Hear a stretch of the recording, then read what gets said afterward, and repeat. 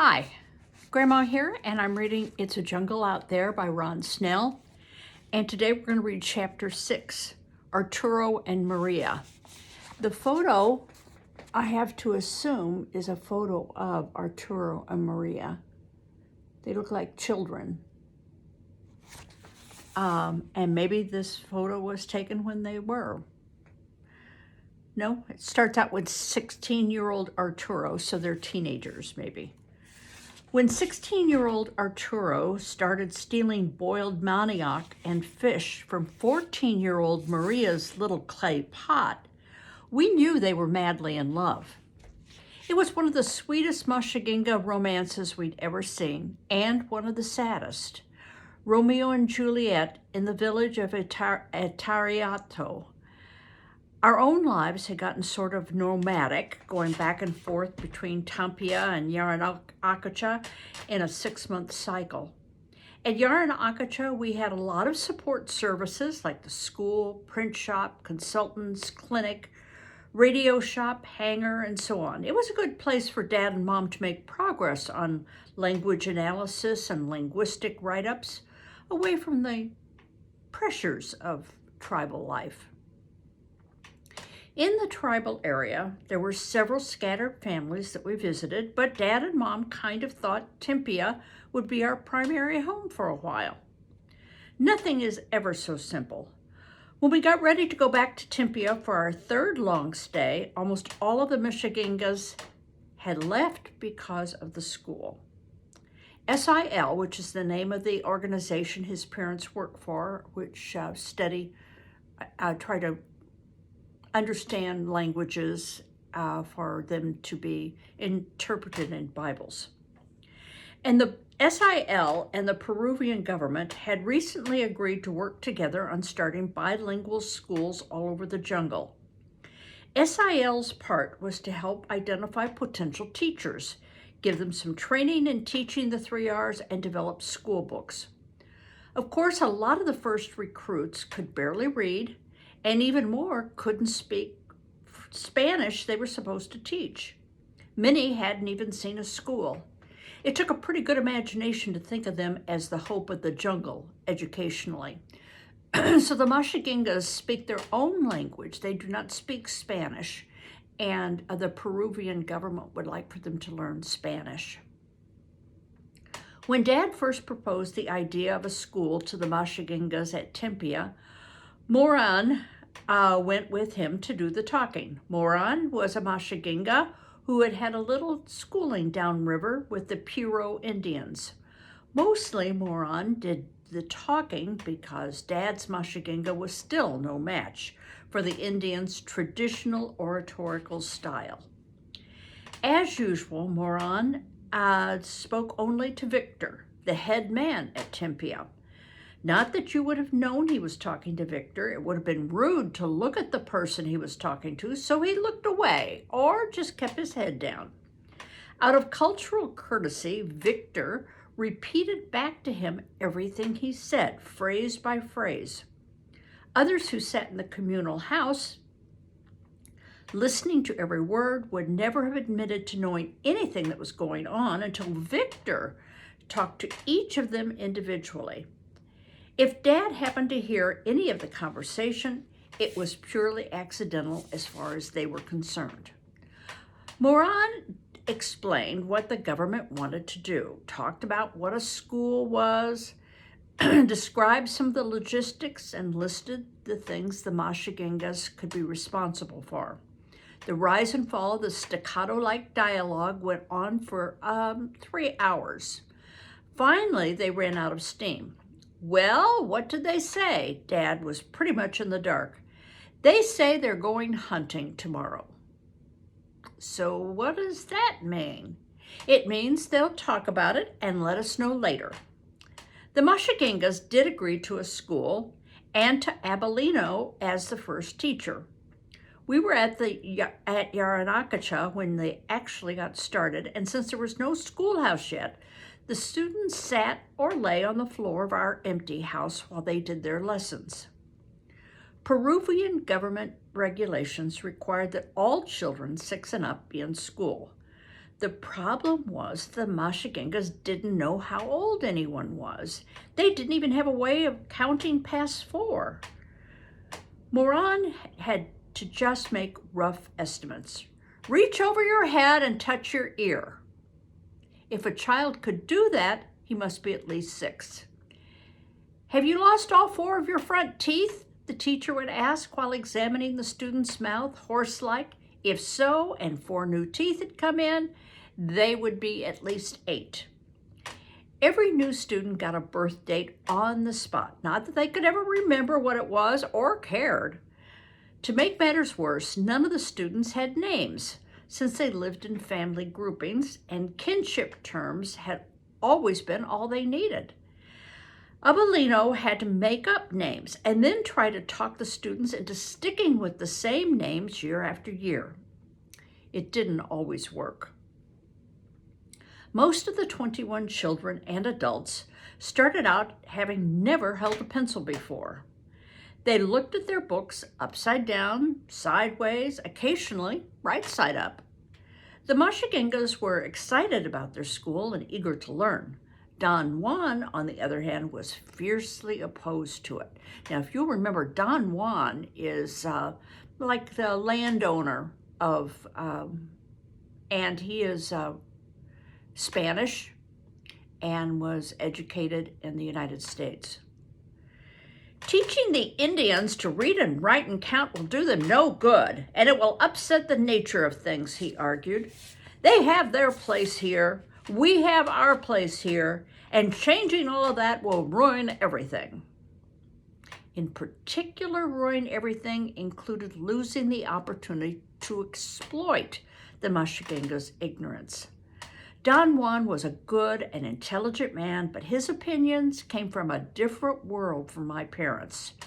To get a little support for his position, he invited the priests from downriver to set up a mission at Timpia. The Indians who lived in and around Timpia were primitive, but not dumb. They figured out right off that living with a patron, a priest, and an SIL linguistics team all in the same clearing wasn't going to be much fun. They had already had their wives abused and children stolen by outsiders, so they decided to move out before the priest moved in. Atariato, Armorfish Creek, was an hour and a half upriver and seemed as good a spot as any to build a new village. There was nothing there but a sandy beach and dense jungle. When we first arrived in Atariato in May 1954, 7 little tambos had been built on the beach. You can sort of think of a tambo as a Machiguenga tent, except they weren't portable. The Indians could whip one together in a couple hours by lashing together some cane poles and covering the frame with cane leaves. The drier the leaves got, the more they leaked. But you could always throw more leaves on top until the whole thing collapsed. By then, hopefully you were gone. Biodegradable tents. We loved sleeping in them, except that the leaves had sawtooth edges, so you had to be careful about rubbing against them. Our very own tambo was about 9 by 12 feet with a 7-foot peak, which sounds pretty spacious for a tent, but not so spacious when it had to include a kitchen, dining room, bedroom, office, living room, and clinic. Besides, there were 6 of us now. My sister Sandy had been born 5 months earlier in the tiny clinic at Yaranacacha between stays in Timpia. Anita also lived with us. She was a Machiguenga girl who helped with babysitting and housekeeping and language study when she wasn't in school herself. How are we all going to fit in here? Mom wondered out loud. For one thing, even though the roof was high enough for them, they couldn't pass one another when the table was inside. Well, I'll build a platform on the back of the tambo for the boys' jungle hammock, Dad suggested. We'll just set it on the platform and at least they'll have a roof and mosquito net. Then if we move our table outside at night, Anita will have a place to sleep inside. At least it's not raining yet, so we can just keep a bunch of our stuff outside too. I don't think it'll take them long to get us a real house built.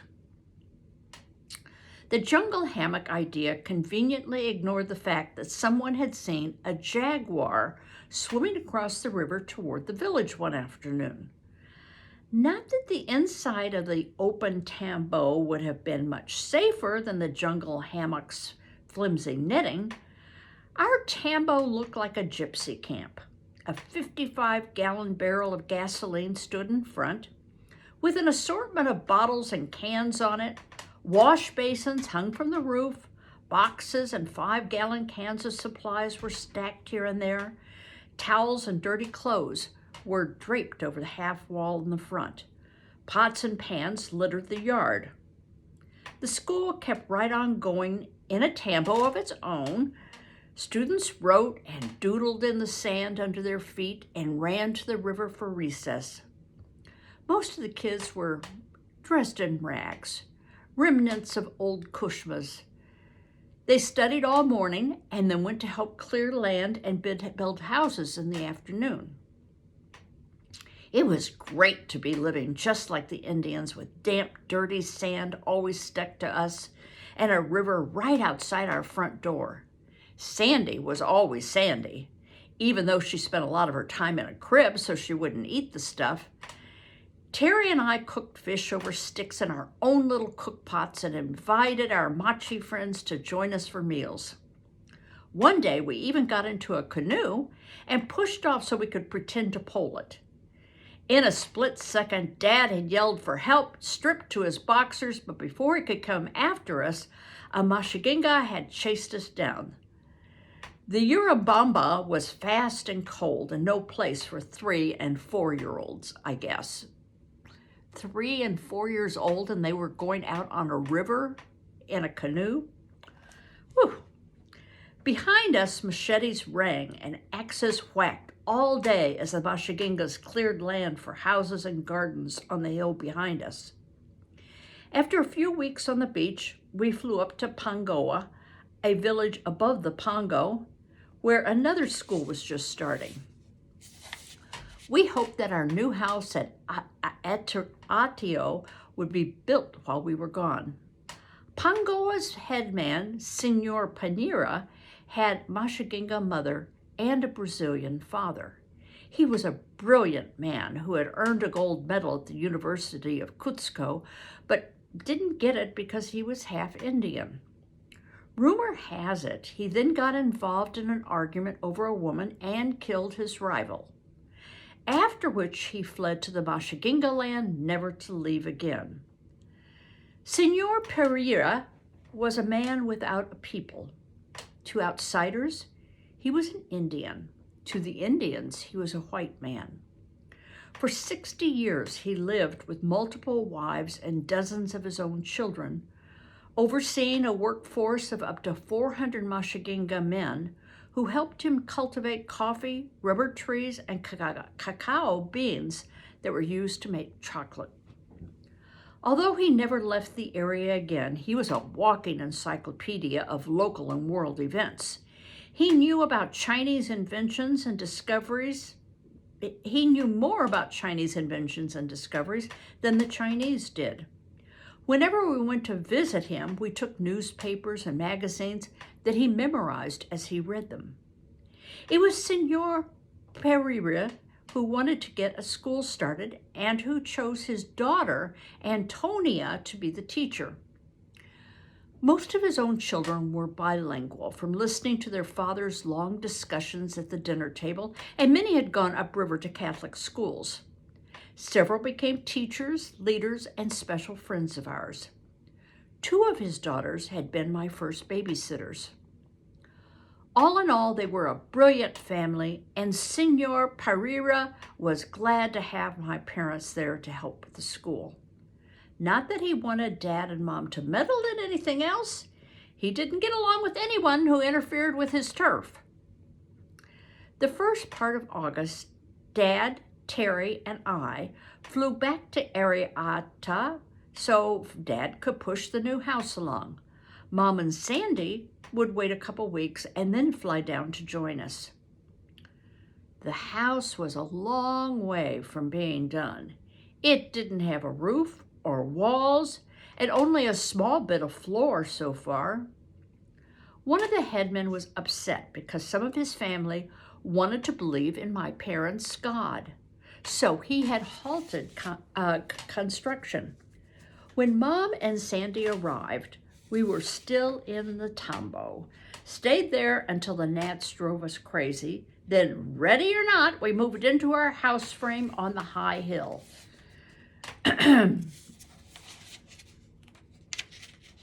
And hoped it would start raining for it wouldn't start raining for a couple of months.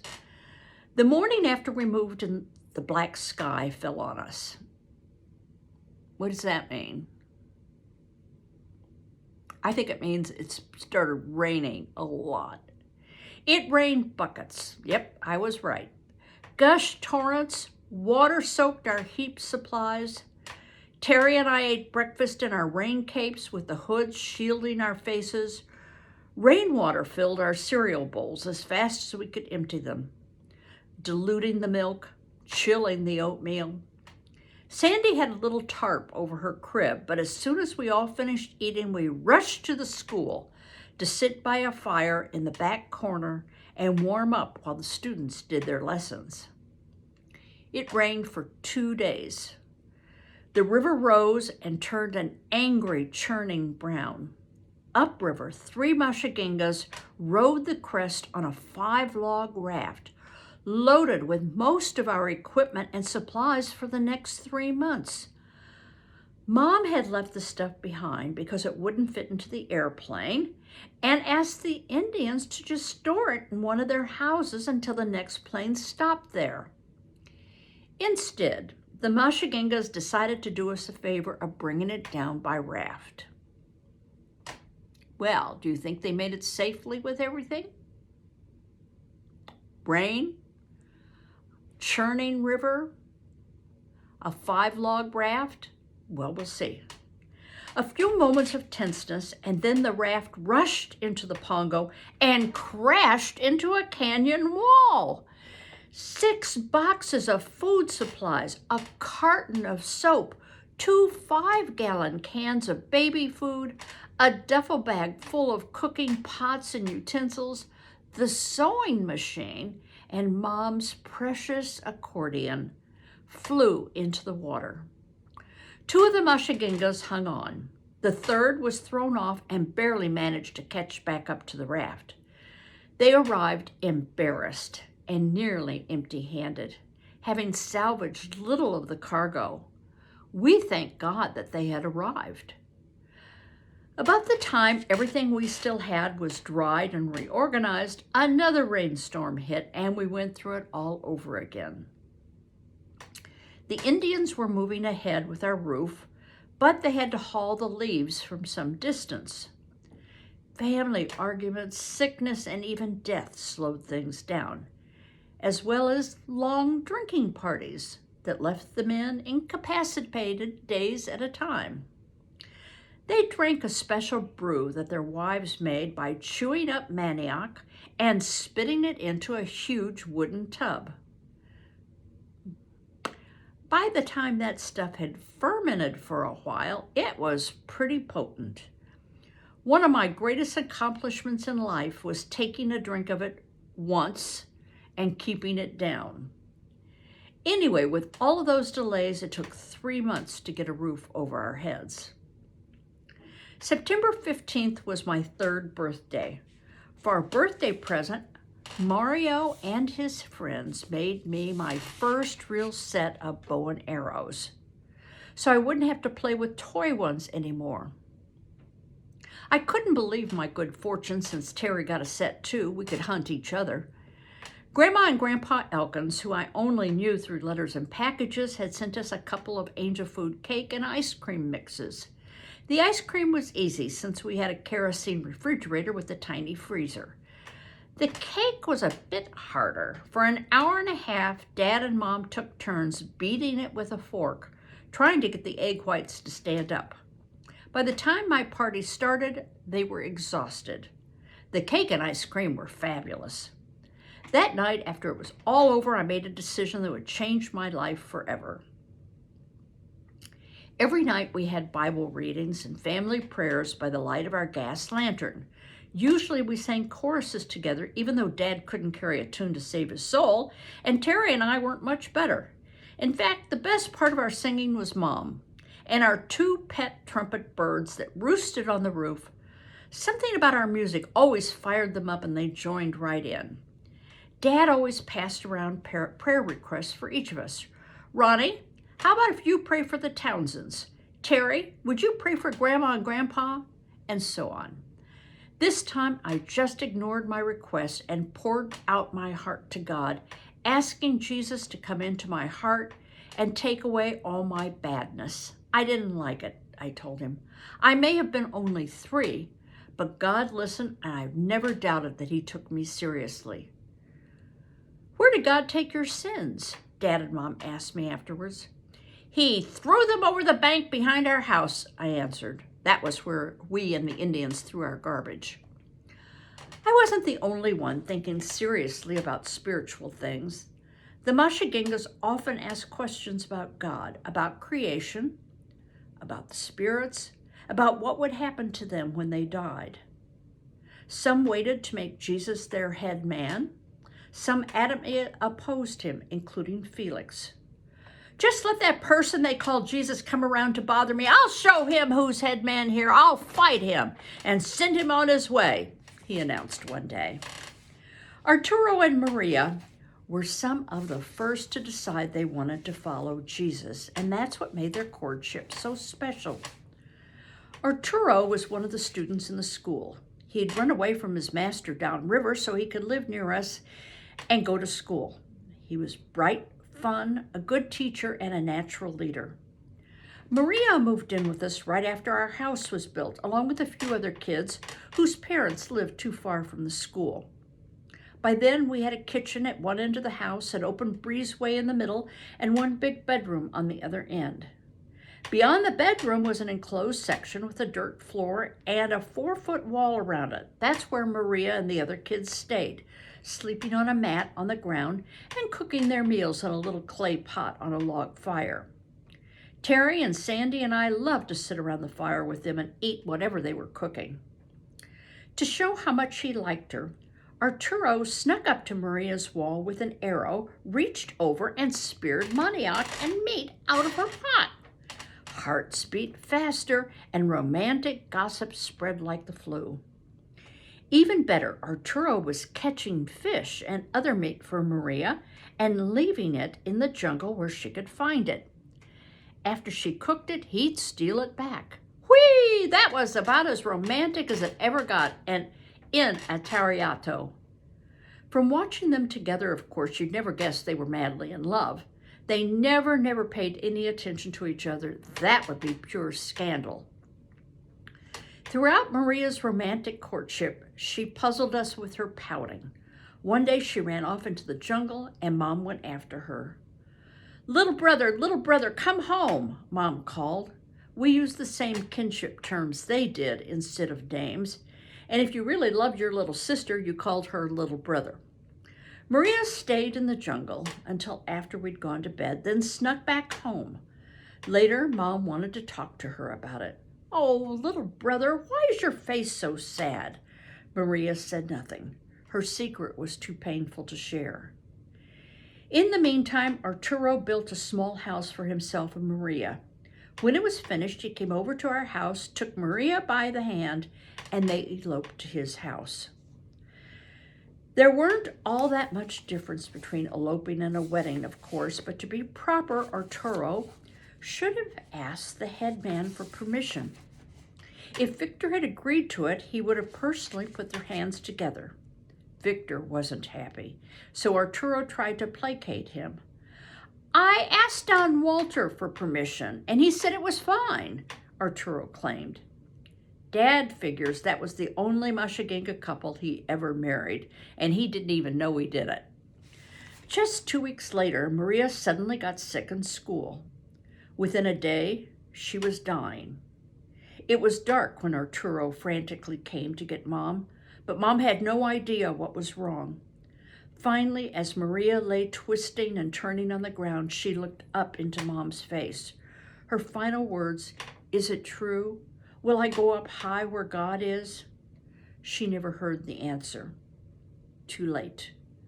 Maria's sister told us her secret. She was carrying a baby, but it wasn't Arturo's, and she was determined not to let him know. Pinching her stomach hadn't gotten rid of it, so she finally went into the jungle and drank a potion made from poisonous plants. She only wanted to abort the baby, but she drank too much. Within just 2 weeks, the most loving marriage we ever saw was over. Arturo never really recovered. Dad and Mom helped Arturo bury Maria in a deep grave in a sandbar downriver. If the grave were dug too shallow, the Machiguengas thought she might turn into a buzzard, come back to eat her own body. The few people who were beginning to understand a little about God sang a brand new Machiguenga song together beside the freshly turned dirt. "It's very beautiful up high. There is a house that Jesus is making for me." That night, Maria's neighbors heard her come back. Ting, ting, ting. They told us about it the next morning. She came back looking for things she threw away while she was alive. She needs to take them with her. She even ran into the corner of the hut where the school children sleep and knocked it down. Sure enough, it had fallen during the night. Then 5 days later, Anita came running to get Mom. "Come and see what Andres has stuck with his arrow." Mom got a flashlight out, followed Anita to where Andres was beating a furry animal. Anita was outraged. Can you believe that when Maria died, she didn't even have the decency to go live somewhere else? She turned into a possum and came right up the trail to where she used to live with Arturo and ate out of the old cooking pot. Everyone struggled to sort out the differences between what they were seeing with their own eyes and hearing from my parents about God's power over the spirits.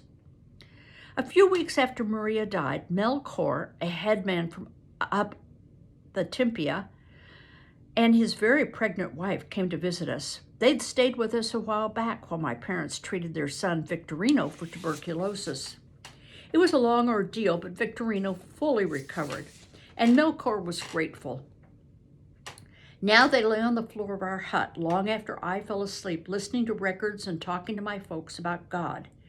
It was hard to figure out the truth. Did God really love them and offer them hope, as Dad and Mom said, or had he abandoned them shortly after creation, as they had always believed? Shortly after Melchor took his family back home, his wife died, giving birth. Since there was no one to take care of the baby, they threw it in the grave too, stomping on the ground until it stopped crying. Then Melchor came in his canoe to come back and see us. "Tell me again about going up high. I don't want to go where the buzzards live." "Oh, no," Dad explained. "I'm not talking about a place where buzzards live. I'm talking about a beautiful home that God is making for those who trust him and make Jesus their head man." While he was there, Melchor prayed to God. Even as a little boy, I watched a lot of people die, sometimes by the dozens when flu epidemic hit the area.